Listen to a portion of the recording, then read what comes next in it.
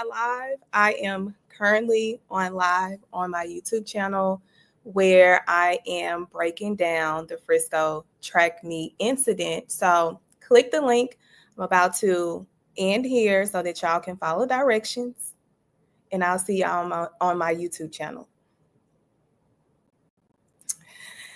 Good evening, everyone. Thelma Anderson here, attorney Thelma Anderson, and we are breaking down the Frisco Track Meet tragedy that occurred in Frisco 2 days ago, literally 2 days ago on a Wednesday morning.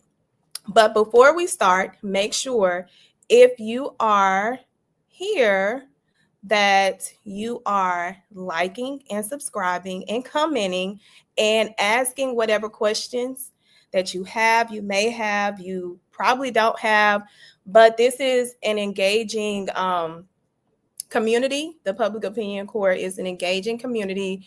My goal is to educate individuals on the reality of the law and not necessarily your opinion, because opinions don't fly. It's only your opinion. It's not everybody's opinion. And hold on, let me make sure. Can y'all hear me? Is my mic working properly? If somebody can give me a thumbs up, that would be great, because I want to make sure that everything is working properly. Okay, perfect. Thank you for that, Sincere and Vinny. So let me go ahead and get on into it. The reason why I wanted to break down the Frisco Track Meet incident is because of the one-sidedness. And to give y'all a little bit of background, I am a former prosecutor, which means that if this would have happened when I was a prosecutor, I would have been on the other side.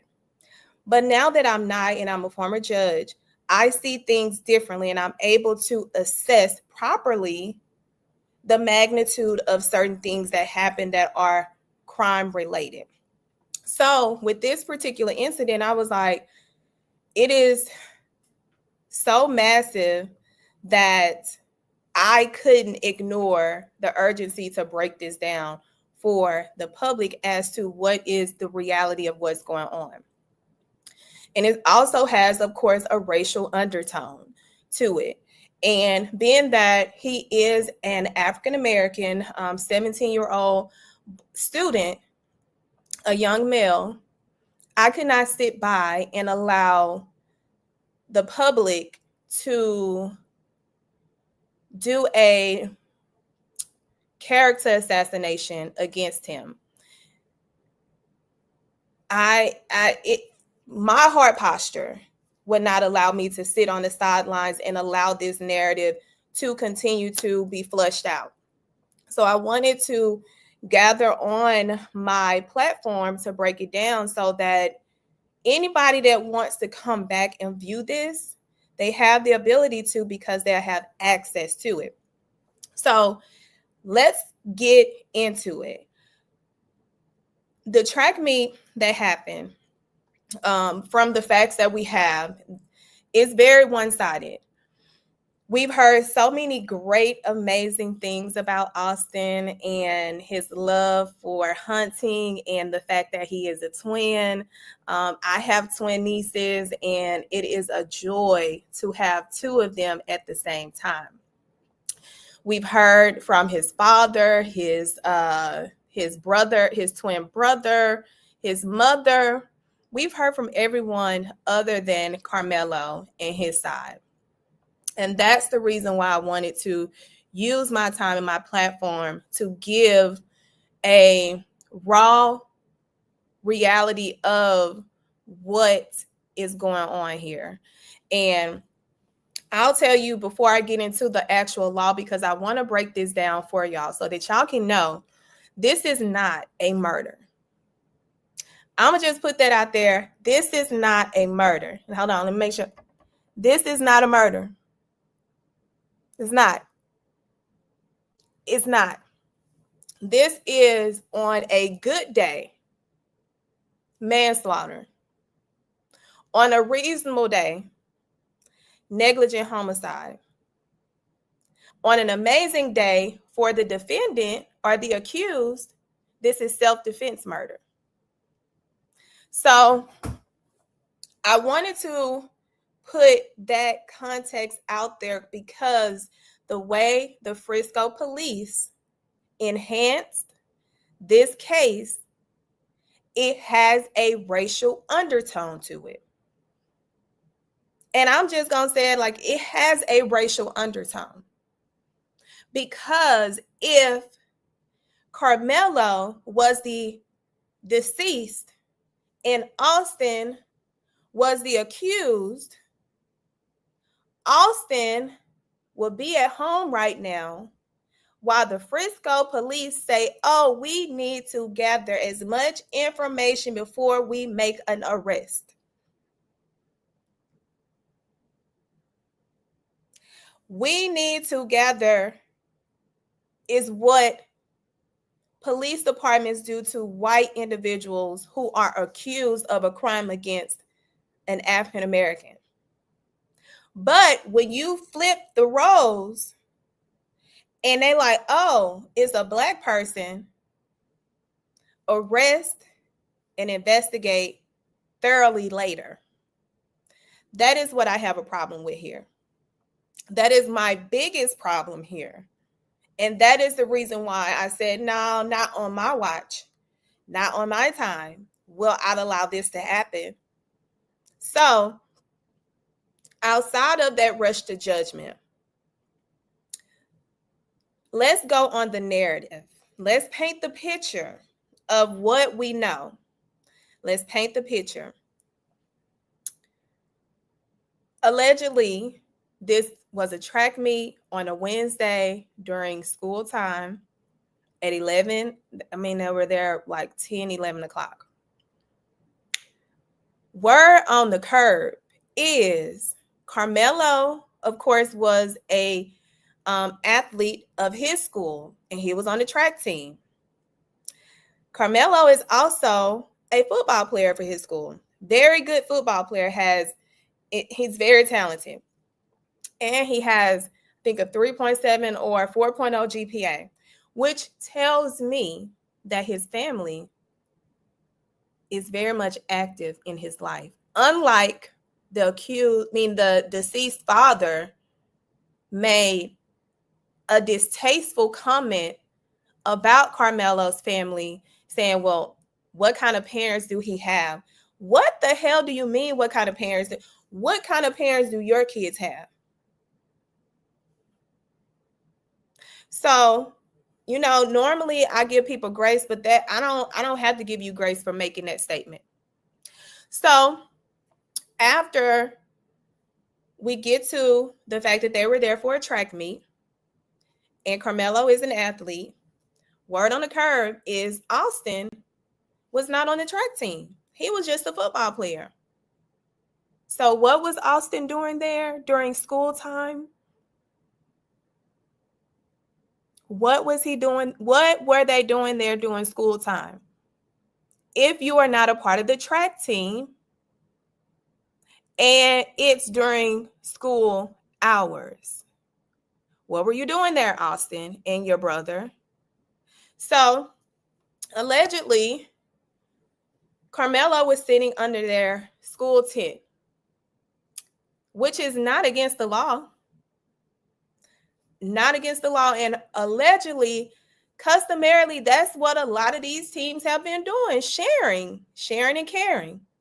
Which, what's the problem? I was a former track athlete, and when it's that sun is out, y'all, it is out. So after Karmelo is seen under the tent, allegedly, Austin, the big bad wolf, rolls up on Karmelo, who is not even close to being his size. Austin is around 200 plus pounds. Karmelo, he looked smaller than me, and I'm like 170. I'm 170, I think. I ain't stepped on the scale. Don't quote me. So The big bad wolf comes over to Karmelo, allegedly, and tells him that he needs to get from out of the tent. Now, this is where Austin starts to mess up. Yes, I'm putting the blame on the deceased because it needs to be. We're not doing that because everybody has so much energy from Karmelo, but let's look at it from the lens of Karmelo. Austin is a child. He has no authority to tell another student what he can and cannot do, regardless of if he is a student at the school, because guess what? They are children and they're all under the same ISD. Which means the only people that have the authority to tell Karmelo what to do under that tent is a school administrator. That would have been the perfect person to tell Karmelo to escort or leave out of their tent. Not Austin. Austin is not authorized to tell anyone what they can and cannot do. So that was his first mistake. And if I'm Karmelo, I'm looking at this big, hefty, country built boy, and I'm like, oh no, that's not what we doing. So allegedly, which I'm trying to figure out how if his brother said he was right there, but his back was turned, how did you not hear your brother over there minding the business that did not give him authorization? So he proceeds to, I guess, start to tell Karmelo, get up or else. And allegedly, Karmelo said, put your hands on me if you want to. That is not inviting Austin to do anything. That's literally telling Austin, I am saying, put your hands on me if you want to. That should have been an indication to Austin to walk away. Not to mention, I'm still trying to figure out what was he doing there if he was not an athlete on the track team during school hours. Nobody wants to talk about that. Nobody wants to talk about that because if Karmelo was not on the track team and he just so happened to be there, they would be all up in yonder about that. So we gonna make sure that we highlight that. Now, allegedly, that's when Austin became aggressive. And in his aggression, allegedly, he puts hands on Karmelo. At that moment, allegedly, something transpired to where he was able to get access to his knife and defended himself. I'm going to bring up the actual law so that I can go over that with y'all.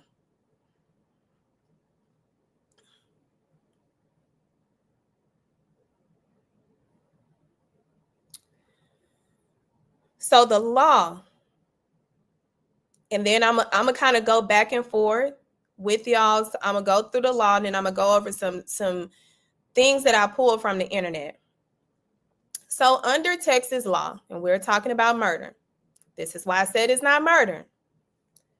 Murder is the unlawful killing of an individual, either intentionally or knowingly, or when intending to cause serious bodily injury and committing an act clearly dangerous to human life that resulted in death or during the commission of during the commission or attempted commission of a felony. So let me digest that a little bit for y'all. You have to have the intent at the time of the interaction that you have made up your mind that you were going to kill somebody. Does that fit the description of Karmelo in this interaction? Yes or no? Feel free to respond in the chat. Does that give the indication that Karmelo showed up with the intent to kill somebody that day? I'll tell you, my answer is no. Absolutely not. Absolutely not. Okay, now let's go to what self-defense is. And I want y'all to tell me if this falls under self-defense. Thank you, Delroy and Benny. I agree. Under Texas law, self-defense, including the use of deadly force, is justified when a person reasonably believes it is necessary to prevent imminent harm or death. It also allows for self-defense when an individual is unlawfully attacked. And this too, deadly force, if the person reasonably believes that their life is in danger. I believe that Karmelo fits all three sections. Let me tell you why. Was he being unlawfully attacked? Yes. An assault is the unlawful attack of another person.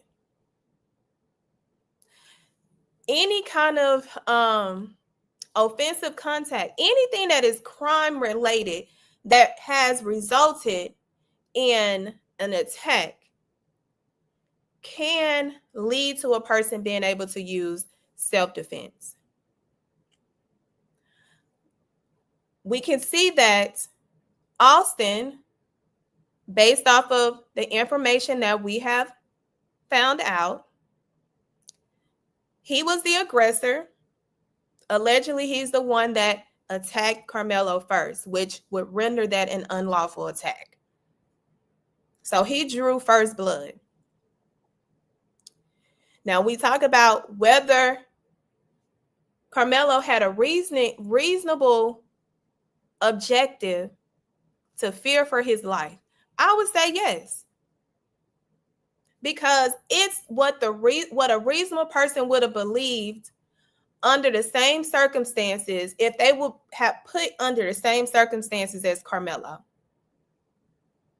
If I got this big country 200 plus pound boy and I'm like probably on my biggest day 170, oh yeah, I'm scared.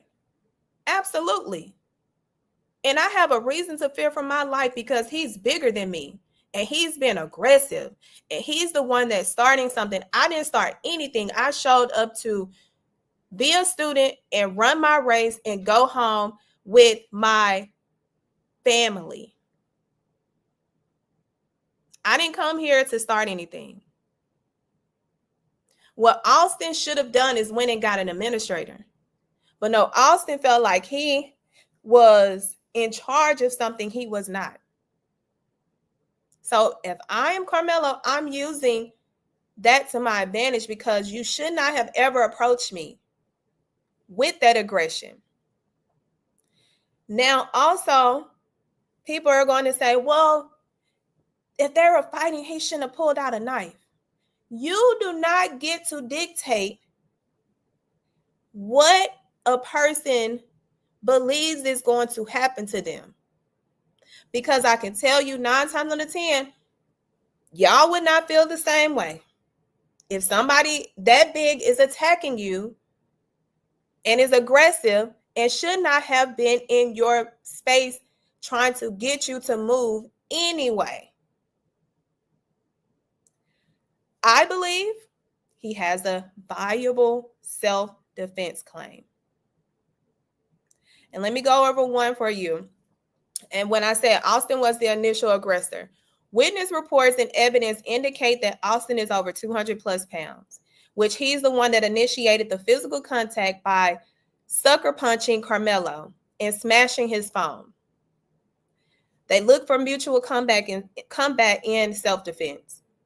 Under Texas law recognizes mutual combat, but once one party escalates violence, i.e. Austin assault, the other one has a right to defend themselves. He started it. He escalated it. 3, reasonable fear of death or serious bodily harm. If you are bigger than me, I have a reasonable fear that you can seriously injure me. Now, given Austin's size and aggression, Karmelo had a significant and legitimate fear for his safety. Now, if an individual fears severe injury or death, Texas law permits them to use deadly force. So while everybody walking around here talking about this ain't self-defense, while the victim's dad is talking about this is not self-defense, sit this one out. Sit it out. Because if you were not there, and if you were not Karmelo and felt what Karmelo felt during that time, you do not get to dictate what he believed. The law is clear. And I just read it. 4, no premeditation or intent to kill. This is why I said that elevated charge was race related. For a murder charge, prosecutors must prove, which they will not be able to, that Karmelo acted with intent to kill. Let me read that again. The prosecutors must prove that Karmelo acted with intent to kill, and they will fall flat on their face. This will fall flat in a grand jury proceeding. The circumstances suggest a defensive reaction to being attacked, which means that there was no intent at the time to kill. Cut it out, Frisco. Cut it out. Stop overcharging because he's a black young teen. Oh, y'all gotta calm down. I gotta calm down because this right here, exactly. He warned him. He absolutely did warn him. And stand your ground. Now, like I stated, overcharging in this case, if anything, this should be what I said, manslaughter case, as it appears to be an act of self-defense rather than intentional homicide.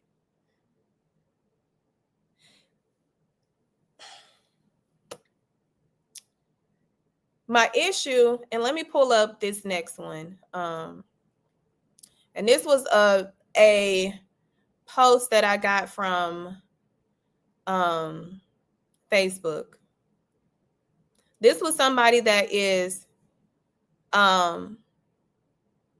acclimated or knows the family of Karmelo.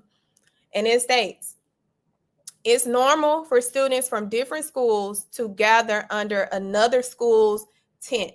Karmelo had friends there, which means that he had friends at that school under that tent.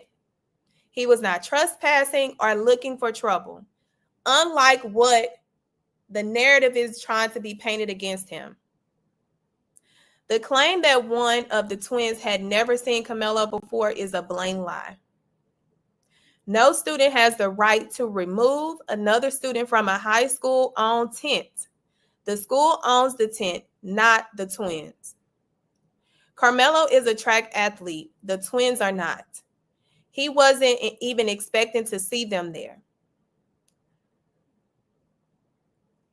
The twins didn't just ask him to leave. They tried to jump him. Before attacking him, They tried to take his belongings, broke his phone, and stomped on it. The twins are known bullies. This is all allegedly. This is what somebody posted regarding their knowledge or their understanding of these individuals, the twins and Karmelo. So ask yourself, if two 200-pound attackers came at you, at your child, and what would you expect them to do? Defend themselves? Defend themselves. And yet, despite everything, the media is trying to destroy Karmelo's name. They keep posting a picture of him with an aerosol gun, not even a real firearm, to manipulate public perception. Why? Because they want to paint him as a criminal instead of a victim. I'm glad that he posted that, because let me see if I can add, because I found a picture of Austin. And what is Austin holding?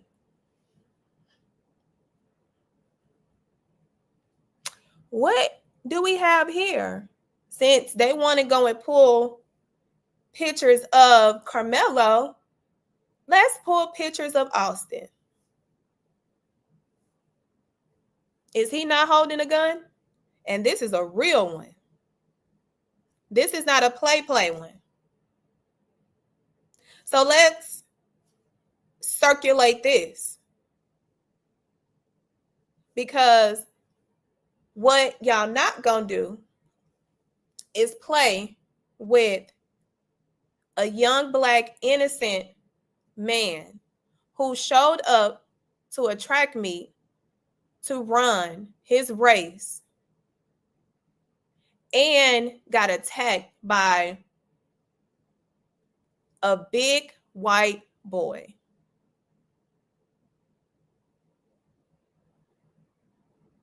No, we're not doing that. No. Find somebody else to switch that narrative on. We are not doing that at this address. And I also pulled this from a blog. And it says, we are also disturbed by the number of news articles that have been posting highly misleading and vague headlines, falsely insinuating the victim was stabbed and killed at random. Thank you. So just for clarification, we would like to reiterate yet again that this is not a random or unprovoked attack. Our department has made that clear numerous of times in news interviews and press conferences. It was also not racially motivated. Okay. The victim was stabbed during a mutual combat altercation that the white teen initiated with the suspect. Austin started a confrontation with the suspect because by demanding a seat at the stadium that the Black teen had first. When he refused to give them the seat, an argument ensued, and Austin then allegedly sucker punched him in the face and smashed his phone down onto one of the bleachers, causing the screen to crack during.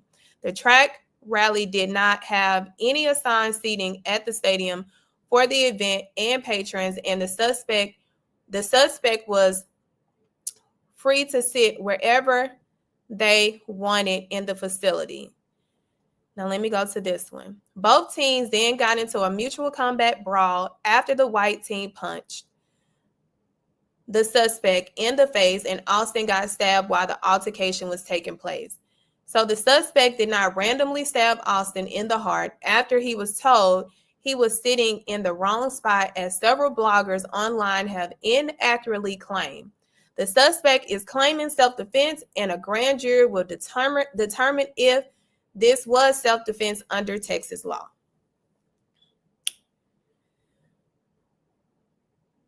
I like I stated, hold on, let me bring myself back to the front.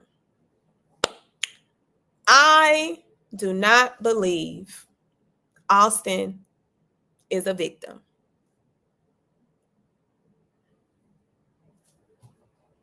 I don't believe it. I'm not buying it at all. Look at the size of Karmelo. Do he look like he's pushing anywhere close to 200 pounds? Absolutely not. So my problem with this is to rush to judgment because he's Black. This is a racially motivated increased charge. Because if he was Austin would be at home with his parents where they would continue to make excuses for him.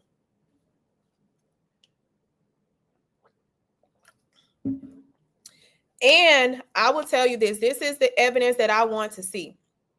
I want to see the condition of of Karmelo's phone. I want to see the condition of his friends who were there that goes to that school. I want to see their statements, because what is not okay is this media uproar from his family. I agree. This comes down to race. Racism is still here and not going nowhere. We need more Black jurors and judges. Austin and his twin is the true criminal and thug. He got what he wanted and deserved. Y'all, I can't make this up. I cannot make this up that the media has tilted the scale on this. This is why I created the public opinion court and the court of public opinion. This is why I created these platforms, is because I see it too often. The public opinion outweighs the reality of justice.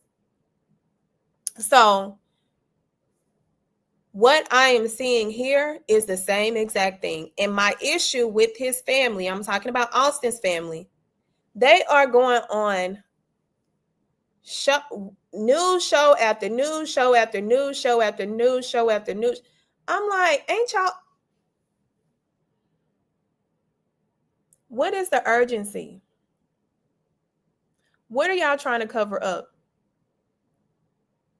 Because if what these witnesses may say is true, that the other twin knew, that means that he lied to his parents. And yes, he would feel guilty if he was also instigating and initiating the violent attack against Karmelo, where he had to use self-defense. So, is this need to be seen on every news channel motivated by trying to bury the real victim, which is Karmelo? Because we do know, based off of what has been reported, that Austin was the aggressor, which makes Karmelo the victim. And he killed his aggressor. He killed a criminal who attacked him. So the fact that he is locked up on a self-defense, that bothers me. That bothers me on so many different levels. And I wanted to break this down so people can understand that this is actually self-defense and he should not be locked up. He's going to be traumatized forever. his family is going to be traumatized. I pray that his parents know that they did a damn good job with raising him. I pray that his family know that he did what was necessary based off of his feelings of protecting himself so that he can get home to his parents and not be an RIP. I pray that they know that the world does not dictate justice, God does. Justice will prevail. He, in my opinion, will be exonerated. This is going to be a battle, but he's already victorious because he has individuals like me that understand the law and can articulate it from his standpoint so that people can understand exactly what happened to him. Karmelo is the victim. Austin was the criminal. There's no way to slice it.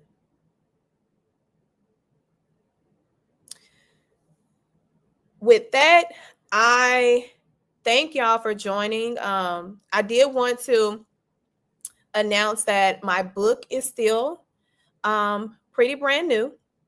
Shut Up and Prosecute, where you can go and purchase it on Amazon.